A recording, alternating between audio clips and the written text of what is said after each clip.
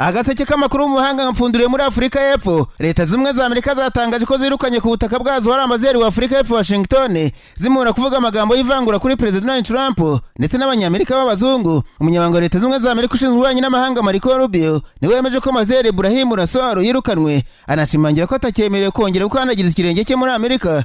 Rubio yatangaje ku rubuga rwe rwa X ati ambasaderi wa Afrika y'Epfo muri Leta z'Ubumwe za Amerika ntabwo acyemerewe kuza mu gihugu cyacu cy'igihangange. Ibrahim Rasool ni umunyapolitiki ugendera ku moko wanga Amerika na President Trump nta dufite cyo kuvugana nawe kubw'ibyo yafashwe nk'igicibwa. Amerika yatangaje ko yirukanye uyu diplomate nyuma ya raporo ya Breitbart isura amagambo yashinja Trump ko bwari mu bikorwa byo kwiyamamaza yakoze ubukangurambaga bwerekana ko abazungu barenze abandi bantu no kugaragaza ko bibasirwa. Amakuru avuga ko kuva Rasool yavuga ari amagambo yijunitswe cyane na Amerika ndetse ko yagiye yangirwa kenshi guhura n'abayobozi bakomeye muri iki gihugu nabo mu ishyaka ry'abarepublikani. Muri Mutarama uyu mwaka nibwo uyu diplomate yari yongeye kugirwa ambasaderi wa Afrika y'Epfo muri Amerika nyuma yo gukora izo nshingano hagati ya 2012 na 2015 ku butegetsi bwa Barack Obama.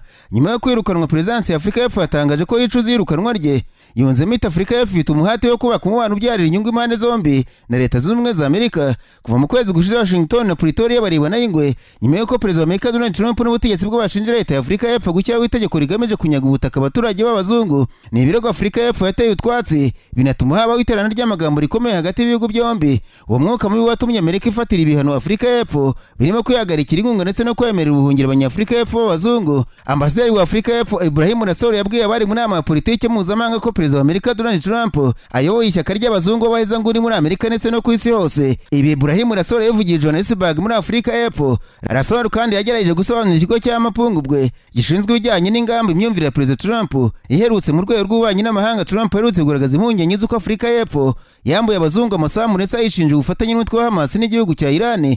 Ambasaderi Rasool yavuze ko ivangura ry'abazungu ryo ryatumye President Trump asuzugura itegeko rishingiye ku butegetsi ku isi harimo n'izindi nzego nk'umuryango w'abibumbye ONU n'umuryango w'ibihugu ku isi biri muri G20. Rasool ntabwo yari iminwa mu gukomeza gusobanura uko abona Trump na politiki ye, aho yavuze ko amagambo afatwa nk'ikirango cya Donald Trump yakunze gukoresha yiyamamaza agira ati Make America Great Again, ashaka kuvuga ngo twongere tugire Amerika igihangange. Hari amagambo y'igisubizo cy'abazungu baheza nguni ku bijyanye n'ubwiyongere bw'abaturage muri Amerika baturuka mu bihugu byo hirya no hino. Yavuze kandi ko ikibazo cy'amasambu cy'abazungu bo muri Afrika y'Epfo yatanze ibirego byatumye iki kibazo kijya ku ruhando mpuzamahanga. Ambasaderi Rasool agereranya amagambo y'ikirango cya Trump ya Make America Great Again nk'igitero cy'ubushotoranyi ndetse akavuga ko ari ibintu bisobanutse neza bigaragaza neza ibiganiro y'abazungu bo muri Amerika, aho biteganyijwe ko abatora b'abazungu bazaba bageze ku kigero cya 80%.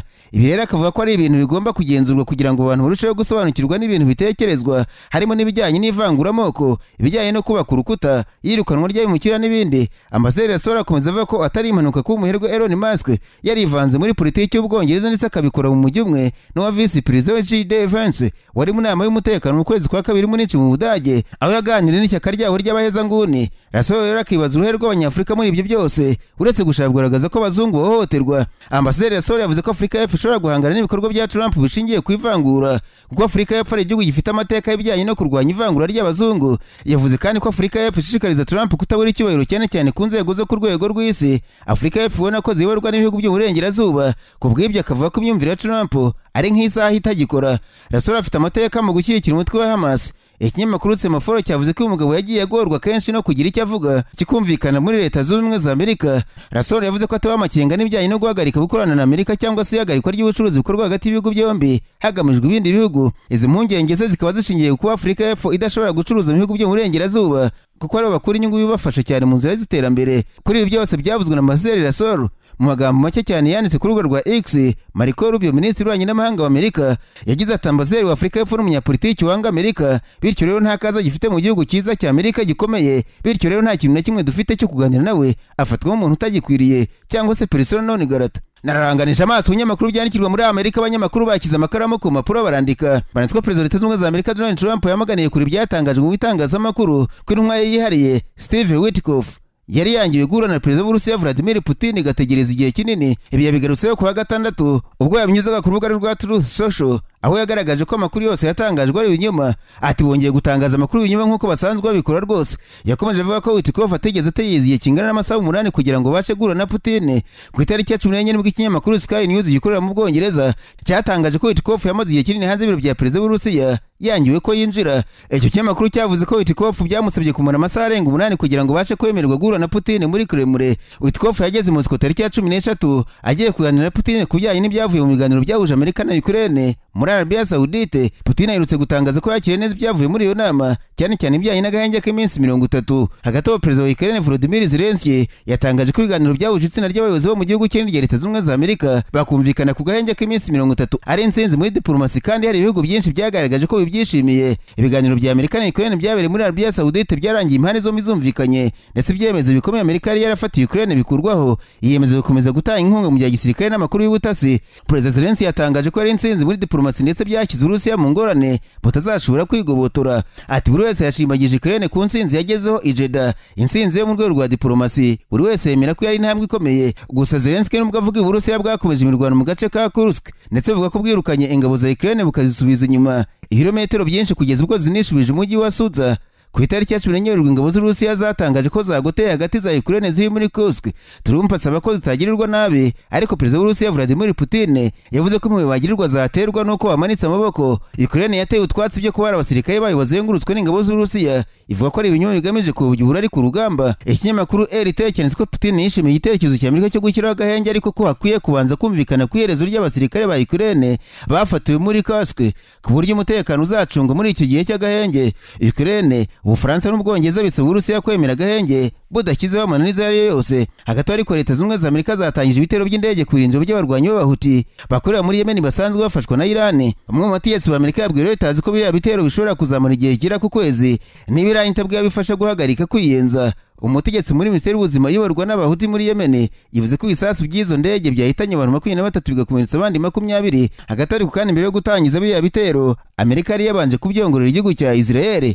The New York Times yanditse ko biriya bitero byasenye ahantu h'ingenzi ku itumanaho risanzwe bikoreshwa n'Abahuti, harimo za radari, imbunda zirasa mu kirere zihanura ibisasu bizirashweho, ndetse na za drones. Televiziyo ikomeye y'Abahuti yitwa Houthi TV Channel yavuze ko umurongo w'amashanyarazi wahuzaga imijyi ya Deina ndetse na Zada mu majyaruguru y'uburengerazuba bwa Yemen niwo wangijwe n'ibyo bitero. Ku rukuta rwa Truth Social, Donald Trump yanditse ati nategetse ingabo zanjye ko zirasa ku Bahudi bari bamaze iminsi barabujije ko ubucuruzi bw'ubwato buca mu nyanja itukura bukorwa neza, barigize intakoreka mu gace baherereyemo. Trump yanenze yasimbuye ko yadebekeye abo Bahuti kugeza ubwo bahindutse ikibazo mu karere baherereyemo. Yavuze ko byari ngombwa ko Abahuti baraswa, ko bari maze igihe barisuganije bagahuza imbaraga ngo bangame inyungu za Amerika, kandi ibi byose bigakorwa bateye inkunga na Iran. Yunzemo ko ingabo ze zizakomeza kurasa ku Bahuti kugeza ubwo bazaba batakiri ikibazo kuri Amerika cyangwa se ku nshuti zayo zose. Mu mvugo y'ubukana bwinshi, Trump yavuze ko igihe cy'Abahuti cyarangiye, ko bagiye kubona ishyano kurusha ikindi gihe cyose babayeho mu mateka. Yiboneye kandi kubwira Iran ko niba idahagaritse ubufasha y'Abahuti izabona ishyano rikomeye, kuko Amerika itazemera ko abaturage bayo na perezida wayo babaho mu bwoba bwo gutinya ibitero bya Iran. Amerika yavuze ko Abahuti babangamira ubucuruzi mpuzamahanga binyuze mu kugaba ibitero ku bwato buca mu nyanja itukura. Aba barwanyi basanzwe bakorana bya hafi na bagenzi babo muri Hamas, aba bakaba ari abanzi igice aba Israel. Agaseke k'amakuru y'umahanga gapfunikire mu Bwongereza, abanyamakuru bakozeje ba burino barandika. Banditswe Minisitiri w'Intebe w'Ubwongereza Keir Starmer yatangaje ko adashyigikiye igitekerezo cy'Ubufaransa cyo gukwirakwiza intwaro za nucleaire mu bindi bihugu bitandukanye mu Burayi hagamijwe kwirindira umutekano. Ni igitekerezo cyatangijwe na perezida w'Ubufaransa Emmanuel Macron, wavuze ko mu gihe Amerika isa n'ishaka kuva mu muryango wo gutabarana OTAN, bikenewe ko intwaro za nucleaire igihugu cye gifite zasangizwa ibindi bihugu. Perezida Emmanuel Macron yavuze ko Uburusiya ari ikibazo gikomeye ku mutekano w'Uburayi. Mu Burayi ibisasu bya nucleaire bitunzwe n'Uburusiya, Ubufaransa n'Ubwongereza. Gusa Keir Starmer yavuze ko guverinoma y'Ubwongereza itazashyigikira ibyo gukwirakwiza intwaro mu bindi bihugu byose by'i Burayi. Ati ku kibazo cy'intwaro za nucleaire nk'uko bisanzwe, uruhande ruhagazeho nuko tuzakora ibishoboka tukirinda ko zikwirakwira cyangwa se ziyongera. Mu minsi mike ishize, perezida wa Polonye Andrzej Duda yasabye Amerika ko yabaha ku intwaro za nucleaire nk'imwe mu nzira z'ubufatanye bw'ibihugu bihuriye muri NATO. Bivuga ko Ubudage, Ubutaliyani, Ububiligi, Turukiya n'Ubuholandi bifite ibisasu bya nucleaire bya Leta Zunze Ubumwe za Amerika.